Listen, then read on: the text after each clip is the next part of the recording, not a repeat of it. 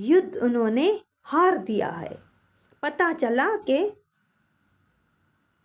ये सब मर गए हैं, कोई भी जिंदा नहीं है, युद्ध हार गए। तो अभी ऐसे में इनके घर में अभी मातम हो गया, सारे लोग आना शुरू, अफसोस के लिए सब आ रहे हैं जा रहे हैं। माँ की आंखों में आंसू, बेटी की आंखों में आंसू, दोनों माँ बेटियां रो रही हैं। मगर बेटी का विश्वास था अपने परमात्मा पे, अटल विश्वास था। फिर कुछ अरसे के बाद ऐसा चमत्कार हो गया कि कोई शख्स पहाड़ों से उतर रहा था, फटे पुराने कपड़ों में, फटे, बिल्कुल बेहाल, दुबला पतला हो चुका था। वही आदमी पहाड़ों से जैसे उतर रहा था तो आके इनके घर में पहुंच जाता है। उसकी बेटी जब देखती है तो ऐसे खुशी से छलांग को लगा के जाती है, ये तो पापा है, क्योंकि वो बहुत ज़्यादा पतला दुबला हो चुका था। जहाँ जंग पे गया था ना, उन्होंने इसको बंदी बना लिया था, बहुत मारा था, बहुत पीटा था, बंदी करके रखा था। फिर जैसे तैसे इसने अपनी जान छुड़ाई और वहाँ से भाग निकला, भाग के सीधा अपने घर आया। तो बेटी खुश, दोनों बाप बेटी मिल ही रहे थे कि वहाँ पर एक और आदमी आ गया, तीसरा आदमी भी वहाँ पहुँचा। तो वो पोस्टमैन था। पोस्टमैन इनसे माफ़ी मांगता है कि मुझे माफ़ कर दो, ये आपकी चिट्ठी आज से 4 महीने पहले आई है, मगर युद्ध चल रहा था, हमने कोई काम नहीं किया, सब कुछ बंद था।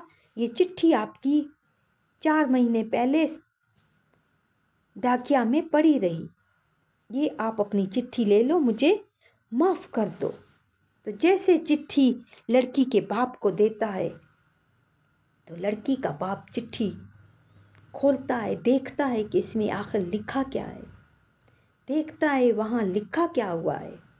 लिखा हुआ होता है कि भगवान मेरे पापा को सही सलामत घर तक पहुँचाना, युद्ध पे जा रहा है, जंग में जा रहा है, मगर मेरा पापा सही सलामत आ जाए।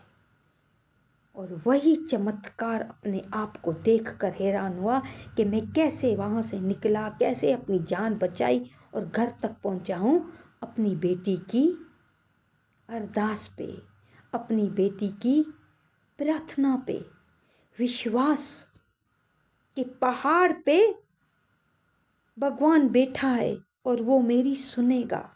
और वाकई सुन ली। हम जैसे मूर्ख लोग होते हैं ना, हम कहते हैं कि भगवान कहीं भी नहीं है। जैसे उसने चिट्ठी पे लिख दिया कि पहाड़ के ऊपर परमात्मा नहीं है, मगर हर जगह परमात्मा है, हर चीज़ वही करवाता है, करने हार वही परमात्मा भगवान बैठा हुआ है, मगर भाव अच्छा होना चाहिए।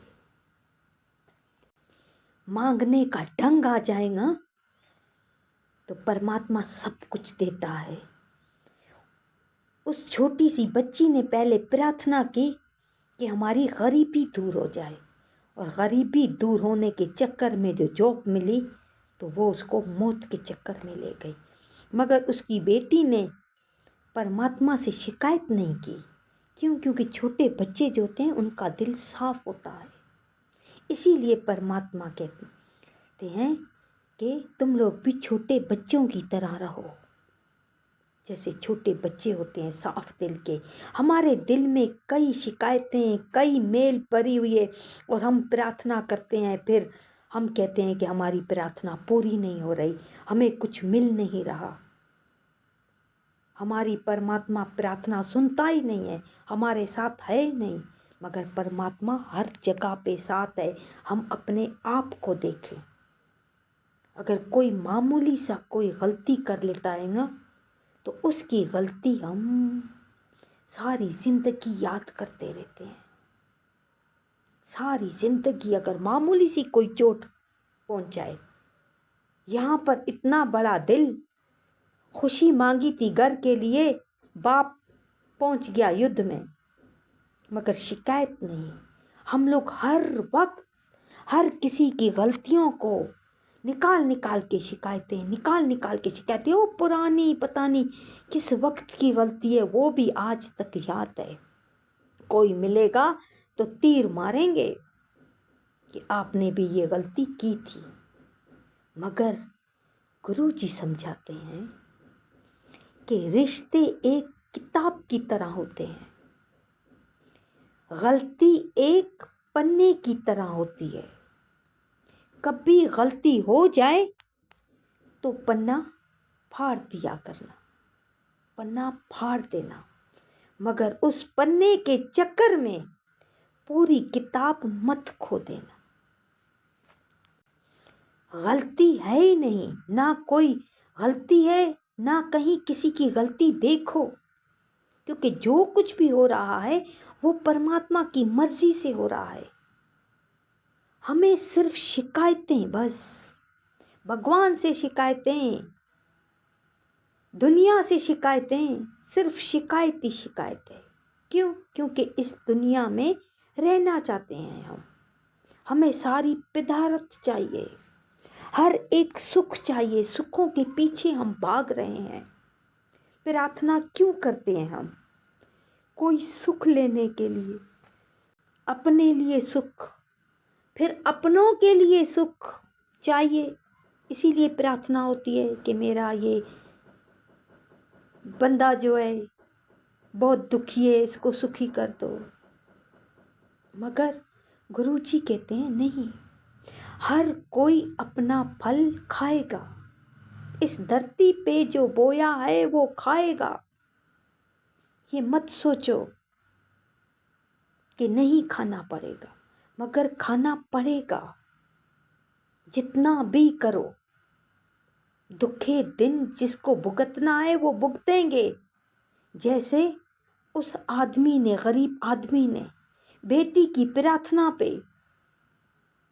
घर की गरीबी दूर हो गई, मगर उसको युद्ध पे जाना पड़ा, मार भी खानी पड़ी, पीटना भी पड़ा, बंदी भी हुआ, क्योंकि दुख उसकी किस्मत में था, उसने भुगता। हम जितना भी बोलें, हर किसी के अपने कर्म हैं। जब ये चीज़ समझ आ जाएगा कि हर कोई अपने कर्मों का फल खा रहा है, तो फिर कहीं भी शिकायत नहीं निकलेगी, फिर कहीं भी कोई दुखी नहीं होगा, क्योंकि ये समझ आ जाएगी कि हर इंसान को अपने कर्मों का फल मिल रहा है और हमें इस दुनिया में रहना नहीं है। आज हैं, थोड़ी देर के बाद नहीं है। अगर ये बातें समझ आ जाए ना ज्ञान से, गुरु की ये बातें समझ आ जाएं, तो ज़िंदगी आसान हो जाती है। फिर हम कभी भी शिकायत नहीं करेंगे। हम में लगा हुए बंदों की शिकायतें करते हैं, रिश्तेदारों की शिकायतें करते हैं, पड़ोसन की शिकायतें, फिर परमात्मा की भी शिकायत कि हमें कुछ नहीं देता, हम जो मांगते हैं हमें कुछ नहीं मिलता। ऐसा वो गुरु जी को कह रहे थे कि मैं जो भी प्रार्थना करता हूँ, मेरी प्रार्थना पूरी नहीं होती है, परमात्मा मुझसे दूर है। दूर सोचा हुआ है तो फिर दूर ही है, नज़दीक सोचेंगे तो फिर नज़दीक है। जैसे उन्होंने पहाड़ पे, उसकी बेटी ने मान लिया कि